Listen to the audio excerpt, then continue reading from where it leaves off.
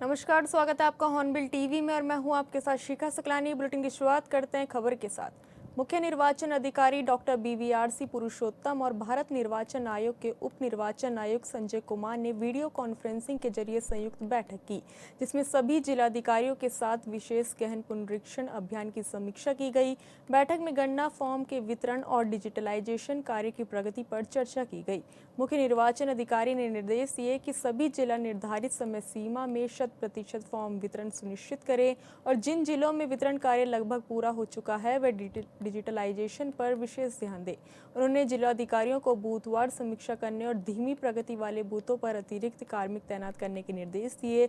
उप निर्वाचन आयुक्त संजय कुमार ने कहा कि जिन क्षेत्रों में फॉर्म वितरण पूरा हो चुका है और मतदाता अनुपस्थित हैं, वहां डिजिटलाइजेशन के बाद ऐसे मतदाताओं की सूची संबंधित बूथ लेवल एजेंट्स के साथ साझा की जाए।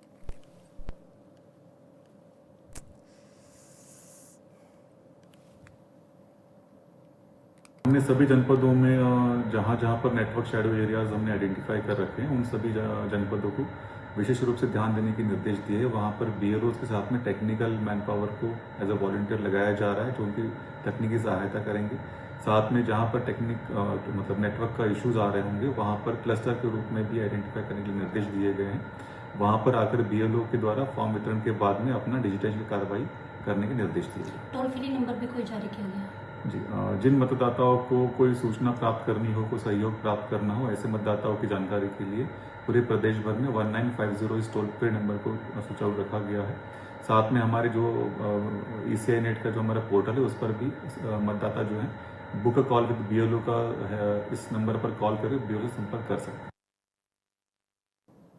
पर्यटन विकास परिषद का कमांड एंड कंट्रोल सेंटर 24 घंटे यात्रियों की निगरानी और सहायता में जुटा हुआ है। अब तक 50 लाख से ज़्यादा श्रद्धालुओं ने यात्रा के लिए पंजीकरण कराया है, जबकि 36 लाख से ज़्यादा यात्री 500 धामों के दर्शन कर चुके हैं। कंट्रोल रूम में प्राप्त 45,000 से ज़्यादा शिकायतों और पूछताछ का सफल निस्तारण किया जा चुका है। यात्रा पंजीकरण, हेलीकॉप्टर सेवा, वाहन पंजीकरण और अन्य व्यवस्थाओं से जुड़ी समस्याओं का त्वरित समाधान किया जा रहा है।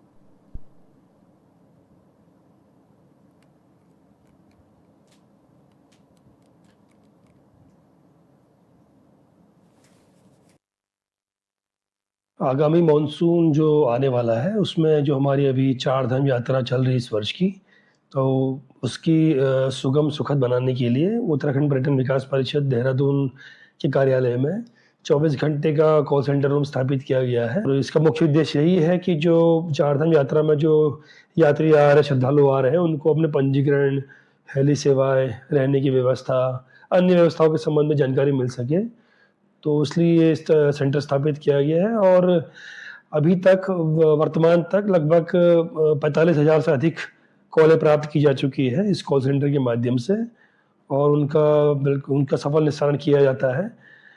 तो हमें समझते हैं कि कॉल सेंटर जो स्थापित किया गया है, इसकी भूमिका बहुत ज़्यादा आवश्यक है और इसमें जो भी आंकड़े आते हैं, इनको हम अन्य विभागों के साथ, जैसे पुलिस, हेल्थ, आपदा, इनके साथ भी इसको हम साझा करते हैं। भारत नेपाल सीमा क्षेत्र में बेहतर समन्वय और सीमा संबंधी समस्याओं के समाधान के लिए नेपाल में दोनों देशों के अधिकारियों की अहम बैठक हुई, जिसमें भारत के 5 और नेपाल के 5 सीमावर्ती जिलों के प्रशासनिक अधिकारियों ने हिस्सा लिया। बैठक में नो मैन्स लैंड पर हो रहे अतिक्रमण और कई अन्य मुद्दों पर विस्तार से चर्चा की गई। वहीं मौके पर पहुंचे उधम सिंह नगर के जिलाधिकारी नितिन भदौरिया ने कहा कि सीमा संबंधी मुद्दों पर नियमित संवाद जरूरी है और जल्द ही दोनों देशों की टीमें संयुक्त रूप से क्षतिग्रस्त पिलरों का पुनर्स्थापन और अतिक्रमण हटाने का काम करेगी।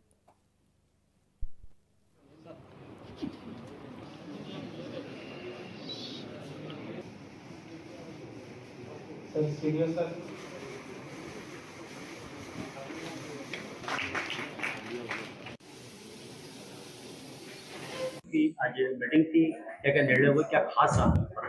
आज हमारी सेकंड जो FST मीटिंग यहाँ पे रही, ये कंचनपुर महेंद्रनगर में संपादित की गई। इसमें 5 जिले UP और उत्तराखंड के यहाँ पे मौजूद थे और नेपाल से भी 5 जिले यहाँ पे मौजूद थे और SSB की टीम, यहाँ पे पुलिस SPs और फॉरेस्ट के ऑफिसर्स और सर्वे टीम्स यहाँ मौजूद थी और काफ़ी सौहार्दपूर्ण वातावरण में हमारी डिस्कशंस हुए। काफ़ी पिलर्स जो हमारे डिमार्केट हो गए उन पे एग्रीमेंट करके पूरा फाइनलाइजेशन उनका किया गया और जो इश्यूज हैं उनको हम लोग आगे टेबल पे लेकर जाएंगे। इसके अलावा कोशिश ये की जा रही है कि ये सर्वे का काम जो सर्वे ऑफ इंडिया करा रहा है पूरा, इसको समय पूर्वक हम लोग खत्म कर सकें, एक अच्छे माहौल में कर सकें, ताकि ये जो हमारे लॉन्ग टर्म इश्यूज रहते हैं उनका रेजोल्यूशन हो जाए। आज हमारा ये नेपाल भारत तरफ के 5 जिले और नेपाल तरफ के 5 जिले बॉर्डर का काउंटर पार्ट मीटिंग संपन्न हुआ। ये काउंटर पार्ट मीटिंग में मूलतः विशेषतः ये सीमा के बॉर्डर में जो पिलर का मरम्मत कार्य हो रहा है, पिलर का मरम्मत मेंटेनेंस दोनों पक्ष मिलकर नेपाल और भारत सरकार के पॉलिसी नीति मुताबिक पिलर का मरम्मत कार्य जो TOR में हमारा दे रहे हैं, वो मरम्मत कार्य के काम के समीक्षा, ये समीक्षा की मीटिंग है। मरम्मत कार्य आगे भी चलते हैं चले गए। अभी जो आज तक जितना भी पिलर का मरम्मत कार्य हुआ है उसका कोई दिग्गज और तकलीफ और दोनों पक्ष का एक्सपीरियंस शेयर करने का भी मीटिंग है, जो अच्छी तरह से बहुत सौहार्दपूर्ण वातावरण में ये हमारा मेंटेनेंस, पिलर का मेंटेनेंस करने और कंस्ट्रक्शन करने काम जो हो रहा है, इसके दोनों पक्ष का ये काउंटर पार्ट में सिक्योरिटी मामले और सर्वे डिपार्टमेंट का जो हम ऑफिशियल दोनों पक्ष का ऑफिशियल बैठकर बृहत्तर से समीक्षा रिव्यू है। मोदी सरकार के 12 वर्ष पूरे होने पर उत्तराखंड के कैबिनेट मंत्री सौरभ बहुगुणा ने इसे जन कल्याण, गरीब कल्याण और विकास के 12 साल बताया है। उन्होंने कहा कि प्रधानमंत्री नरेंद्र मोदी के नेतृत्व में भारत ने वैश्विक स्तर पर अपनी अलग पहचान बनाई है। उन्होंने उम्मीद जताई कि आगे भी देशवासियों का विश्वास और स्नेह प्रधानमंत्री नरेंद्र मोदी को इसी तरह मिलता रहेगा।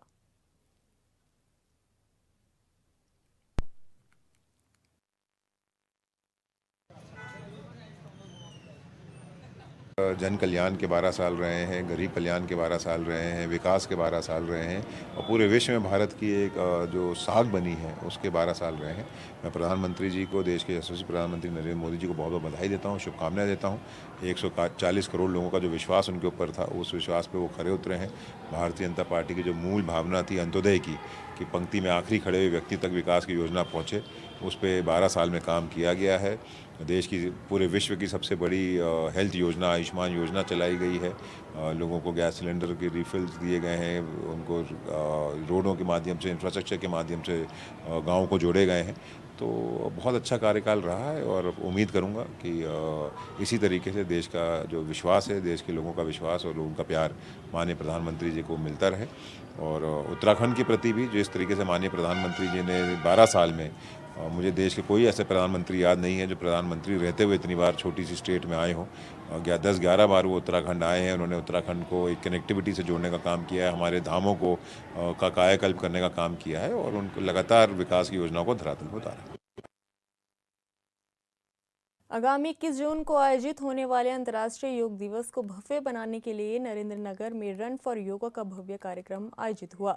योग की दौड़ कुमारखेड़ा बाईपास से होकर पालिका के रामलीला मैदान में पहुंचते ही योगा गोष्ठी में तब्दील हो गई। इस मौके पर नवनिर्वाचित नगर पालिका परिषद के अध्यक्ष राजेंद्र विक्रम सिंह पवार ने कहा कि योग स्वास्थ्य के मामले में भारत की अमूल्य और प्राचीन धरोहर है। अंतर्राष्ट्रीय स्तर पर योग के प्रचार प्रसार और मान्यता दिलाने में प्रधानमंत्री मोदी के अभूतपूर्व योगदान की वक्ताओं ने प्रशंसा की और दैनिक दिनचर्या में योग को अपनाने के लिए संकल्प लिया।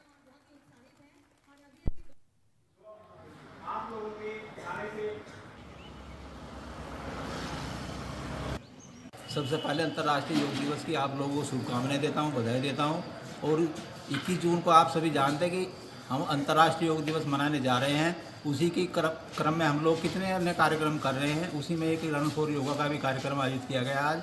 इसका मेन उद्देश्य यही है कि सभी को योग के बारे में जानकारी हो और अधिक से अधिक लोग योग को अपनाएं, अपने जीवन में उतारें और स्वस्थ रहें। रन फॉर योग कार्यक्रम आयोजित किया गया, जिसमें हमारे सभी माननीयों ने प्रतिभाग किया। यहाँ पर नगर पालिका अध्यक्ष जी ने मुख्य अतिथि के रूप में भूमिका निभाई और हमारे एसडीएम सर ने भी यहाँ पर अपना प्रतिभाग दिया।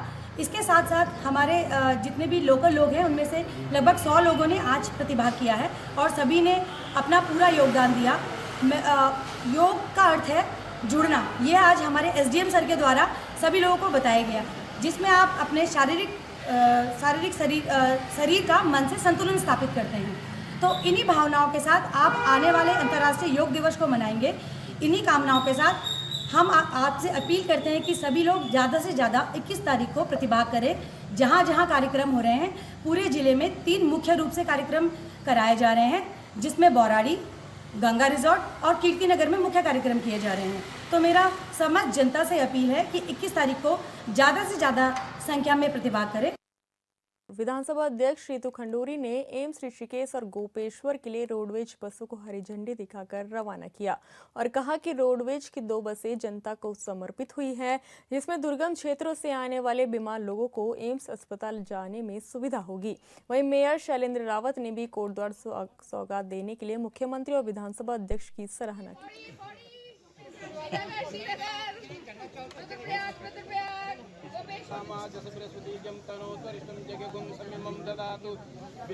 नहीं, अच्छा है, लोगों को सुविधा मिल रही है सरकार की ओर से। भारतीय जनता पार्टी की सरकार है, माननीय मुख्यमंत्री जी, माननीय मंत्री जी, माननीय विधानसभा अध्यक्ष जी, यहाँ की विधायक जी, उनके द्वारा 2 बस संचालित हुई हैं। आज उद्घाटन हुआ है इसका। एम्स में जो हमारे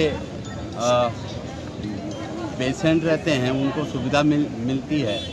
अगर कोई डायरेक्ट बस सेवा है और गोपेश्वरी है ना, गोपेश्वर वाली एक डायरेक्ट बस है, तो ये अच्छा है, पब्लिक के लिए अच्छा काम है, सराहनीय काम है। और हम सब लोग विकास के कामों को आगे बढ़ा रहे हैं, जिससे लोगों को ज़्यादा से ज़्यादा सुविधा मिल सके। इसके लिए मैं बहुत बहुत बधाई दूंगा यहाँ की क्षेत्रीय विधायक जी को, विधानसभा अध्यक्ष जी को और सरकार को भी बधाई। हमारी रोडवेज की 2 बसें समर्पित हुई हैं जनता को। एक लंबी रूट की बस है जो यहाँ से चलते हुए सतपुली, पौड़ी, श्रीनगर, रुद्रप्रयाग, कर्णप्रयाग होते हुए गोपेश्वर जाएगी। एक लंबी रूट की बस है। बहुत अच्छी बात है, क्योंकि जब हमारे जो लोग हैं, जो जनता है, उनको फ़ायदा होगा। पौड़ी जैसे हम जानते हैं बहुत से लोग ट्रैवल करते हैं, हमारी रिश्तेदारी कोटद्वार की पूरे गढ़वाल में और गढ़वाल की कोटद्वार में है। तो जब ये एक सुविधाजनक बस हो जाएगी जो सुबह चलेगी और लोगों को उससे फ़ायदा होगा, सुविधा मिलेगी। बहुत आभार मैं व्यक्त करना चाहूँगी अपने मुख्यमंत्री जी का कि उन्होंने हमारे गढ़वाल के इलाके के लिए एक नई बस दी है, जो कि बहुत ज़्यादा सुविधाजनक हमारे लोगों के लिए होगी। जहाँ तक एम्स की जो बस है, ये बहुत ही सुंदर सोच है जो हम लोगों ने प्रयास किया है माननीय मुख्यमंत्री जी के माध्यम से कि हम जनता को समर्पित करें। आप जैसे जानते हैं केवल कोटद्वार में ही नहीं, अगल बगल के लैंसडाउन, दुगड्डा, हमारे यमकेश्वर के इलाके, चौबटा खेल के इलाके, बहुत सारे पेशेंट्स और तीमारदार लगातार एम्स की ओर जाते हैं। और अगर एक सस्ता माध्यम हो जाए अस्पतालों तक पहुँचने का, तो ये बहुत बढ़िया और बड़ी सुविधा हम जनता को दे। अल्मोड़ा में डीएम अंशुल सिंह ने एसआईआर को लेकर समीक्षा बैठक की, जिसमें उन्होंने कहा कि एसआईआर के लिए जिले में 90% फॉर्मों का वितरण करने के साथ ही जानकारियों को डिजिटल अपडेट किया जा रहा है। द्वाराहाट विधानसभा में फॉर्म वितरण का काम 99% तक हो गया है, वहीं 24% डाटा को डिजिटली अपडेट भी कर दिया गया है।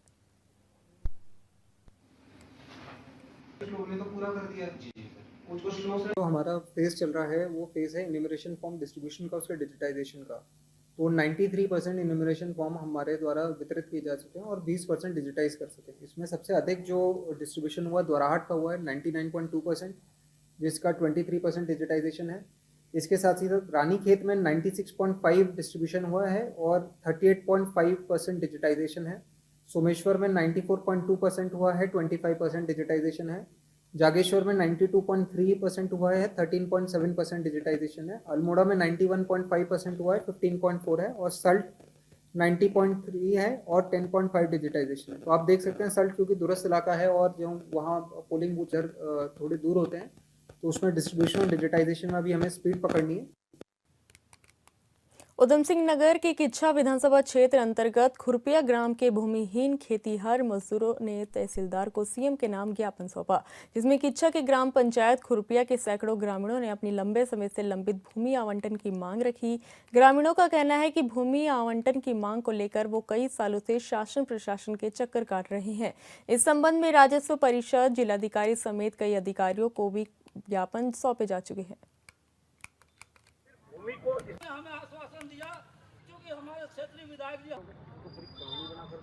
पूर्व में जब कांग्रेस की सरकार थी तो 485 एकड़ जमीन आरक्षित की गई थी भूमिहीनों के लिए। वो उनका आवंटन नहीं हो रहा है और उनको भूमि को परिवर्तित किया जा रहा है। पहले यहाँ पर दी गई, अब वहाँ पर एम्स बना दिया गया, वहाँ पर बस अड्डा बना दिया गया, अब गडरिया बाग पहुँचा दिया गया। हमारा कहना है इसको आवंटित करिए ना, कल को आप और उद्योग आ जाएंगे फिर और कहीं उठा के नदी नाले में डाल देंगे। तो आप इनको भूमिहीनों को आवंटित करिए जो नियमानुसार है, आवंटित नहीं कर रहे। विधानसभा के अंदर मैंने 2-2, 3-3 बार बोला है, हमेशा खुरपिया की बात मैं उठाता हूँ, हमेशा सूर्यनगर की बात उठाता हूँ, हमेशा मैं संजय नगर की बात मस्जिद कॉलोनी की उठाता हूँ, पर पुनर्वास नहीं कर रही सरकार। सिर्फ हो रहा तो जमरानी बांध का, बाकी कोई पुनर्वास से लेना देना नहीं है। अरे एक समान लोग हैं ना उत्तराखंड के रहने वाले लोग, अलग दृष्टि से क्यों देखा जाता है? ये जब वहाँ हो रहा है तो इनको क्यों नहीं हो रहा? इनके लिए कोई नहीं। आज ये अंतिम नोटिस देने के लिए भूमि बचाओ संघर्ष समिति आई है पाठक जी के नेतृत्व में, ग्राम प्रधान और बीडीसी के नेतृत्व में, और ये 28 दिन का इन्होंने नोटिस दिया। उसके बाद ये अनशन प्रारंभ करेंगे, धरना प्रदर्शन होगा और मैं उनके साथ बिल्कुल पहले दिन से उनके साथ बैठूंगा। अभी माननीय विधायक जी ग्राम खुरपिया के जो विभिन्न लोग हैं जो आरक्षित भूमिहीनों के लिए, उसके आवंटन के संबंध में ज्ञापन देने के लिए यहाँ पर उपस्थित हुए हैं। ज्ञापन मेरे द्वारा ले लिया गया है, उसको उच्च स्तर तक पहुँचा दिया जाएगा। साथ ही जो भूमि आरक्षित है उसके आवंटन की बात करते हैं तो इस संबंध में विभिन्न समय में भी विभिन्न माननीय न्यायालयों द्वारा विभिन्न निर्देश प्राप्त हुए हैं। उन निर्देशों को भी उच्च स्तर पर अवगत कराया गया है और आज भी जो ज्ञापन दिया गया है उसको उच्च स्तर पर प्रेषित कर दिया जाएगा। इन बातों को उच्च स्तर पर। देहरादून के विकासनगर के बैरागीवाला गांव में विनोद कश्यप हत्याकांड के बाद हालात लगातार तनावपूर्ण बने हुए हैं। हत्या के बाद विरोध प्रदर्शन, हाईवे जाम, बुलडोजर कार्रवाई और फिर आगजनी की घटनाओं ने पूरे इलाके को संवेदनशील बना दिया है। अब तक पुलिस कई आरोपियों को गिरफ्तार भी कर चुकी है, जबकि गांव में भारी सुरक्षा बल तैनात है। इस रिपोर्ट में देखिए।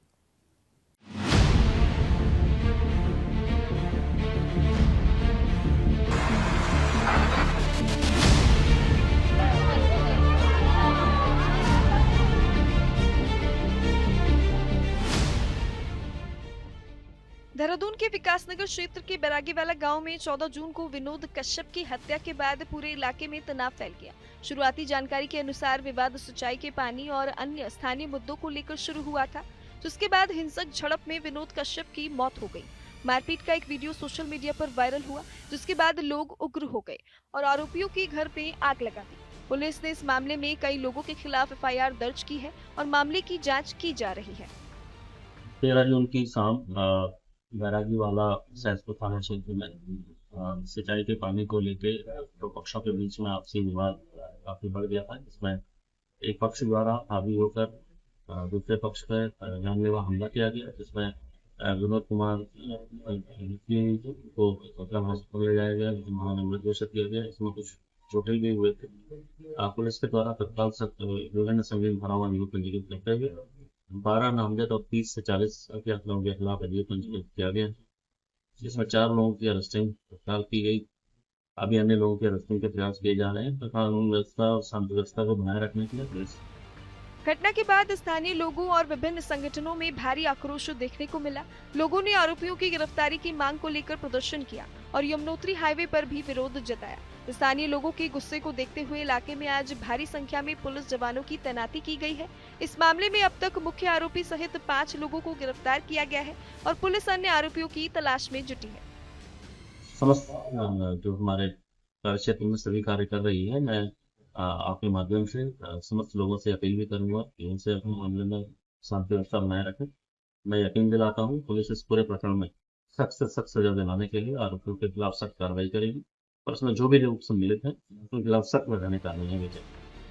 विनोद कश्यप की हत्या में पुलिस ने 12 नामजद आरोपियों के खिलाफ मुकदमा दर्ज किया है। प्रशासन ने मुख्य आरोपियों से जुड़े अवैध निर्माणों पर बुलडोजर कार्रवाई भी की। इसके बावजूद लोगों का गुस्सा शांत नहीं हुआ। 4 जून को हालात और बिगड़ गए, जब गुस्साई भीड़ ने आरोपियों के घरों पर हमला कर आगजनी कर दी। कई मकान और घरेलू सामान जलकर राख हो गए। पुलिस को भीड़ को नियंत्रित करने के लिए हस्तक्षेप करना पड़ा। आगजनी करने वाले कई लोगों के खिलाफ भी पुलिस में मामला दर्ज किया गया है। देखिए, जो मृतक विनोद थे उनका जो पंचायतनामा जो है परिवार वालों के साथ मिलकर जो है भर लिया गया है पुलिस द्वारा। इसमें जो है विनोद जी का जो है पोस्टमार्टम जो है वो डॉक्टर के पैनल्स के द्वारा वीडियोग्राफी करते हुए करवा दिया गया है और जो है उनकी जो पार्थिव शरीर को यहाँ पे गांव में लाया जा रहा है। इसके बाद जो अग्रिम कार्रवाई है जो परिवार वालों के द्वारा की जाएगी। मौके पे जो है पर्याप्त मात्रा में पुलिस डिप्लॉय किया है ताकि शांति और कानून व्यवस्था बनी रहे। ड्रोन वगैरह की व्यवस्था की गई है। हाँ, देखिए ड्रोन जो है पुलिस के द्वारा यूज किए जा रहे हैं क्षेत्र की मॉनिटरिंग करने। इलाके में तनावपूर्ण स्थिति को देखते हुए प्रशासन ने इलाके में भारी पुलिस बल, पीएसी, आईटीबीपी और अन्य सुरक्षा बलों की तैनाती की। लेकिन इस बीच खबर सामने आ रही है कि गांव के कई परिवारों ने घर छोड़ दिया है और कहीं चले गए हैं। हालांकि इसकी अब तक पुष्टि नहीं हुई है, लेकिन स्थानीय लोग बताते हैं कि करीब 25 मुस्लिम समाज के लोगों ने गांव छोड़ा है। राज्य के मुखिया का संदेश भी उन लोगों के लिए साफ है जो समाज में दरार पैदा करना चाहते हैं। हमने अशांति फैलाने वालों को कड़ी चेतावनी दी है कि उत्तराखंड की शांति से खिलवाड़ करने वालों को किसी कीमत पर बख्शा नहीं जाएगा।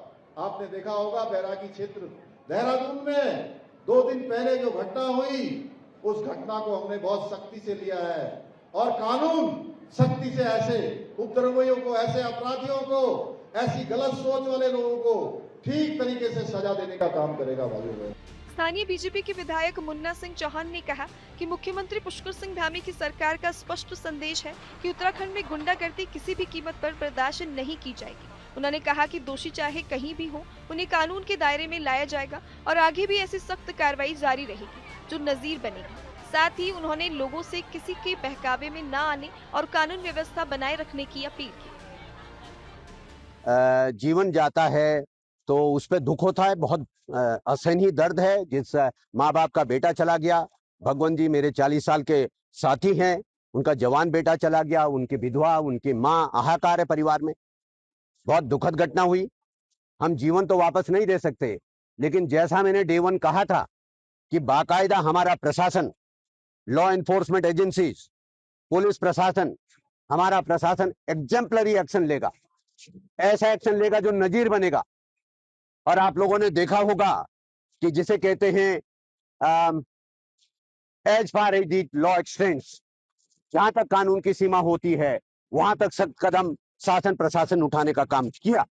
और निश्चित रूप से हमारी सरकार का, मुख्यमंत्री पुष्कर सिंह धामी जी का और सरकार का बिल्कुल ये रिजॉल्व है कि किसी भी कीमत पर हम गुंडागर्दी को अपने प्रदेश में बर्दाश्त नहीं करेंगे और किसी भी कीमत पर मैं गुंडागर्दी इस विधानसभा में भी बर्दाश्त नहीं करूंगा और जो सख्त से सख्त कार्रवाई होगी। गांव में लगातार गश्त की जा रही है और लोगों से शांति बनाए रखने की अपील की जा रही है। पुलिस के मुताबिक अब तक 5 आरोपियों को गिरफ्तार किया जा चुका है, जबकि अन्य आरोपियों की तलाश जारी है। इसके अलावा आगजनी और हिंसा के मामले में भी अलग से कार्रवाई की जा रही है। विकासनगर का बैरागी वाला गाँव फिलहाल पुलिस छावनी में तब्दील है। एक हत्या से शुरू हुआ विवाद अब कानून व्यवस्था की बड़ी चुनौती बन चुका है। पुलिस का दावा है कि सभी आरोपियों को जल्द गिरफ्तार किया जाएगा। वहीं प्रशासन की कोशिश इलाके में शांति और सामान्य स्थिति बहाल करने की है। HNN न्यूज की भी अपील है कि शांति बनाए रखें। Bureau report, hornbill TV.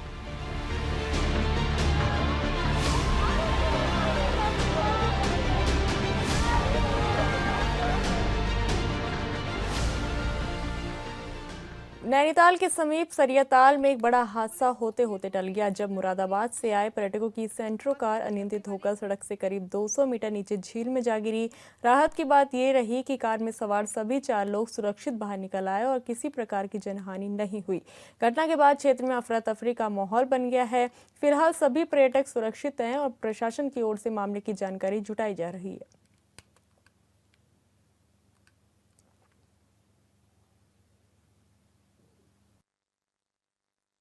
एक पर्यटकों की कार अचानक से ऊपर रोड से बड़ी तेज आवाज आई। हम लोगों ने जब तक उधर देखा, एक कार ऊपर से गिरकर नीचे झील में समा गई और उसका पिछला हिस्सा भी बाहर था। हम लोगों जब तक यहाँ से भागकर वहाँ पर जाते उनको बचाने के लिए, तब तक वो लोग उतर चुके थे।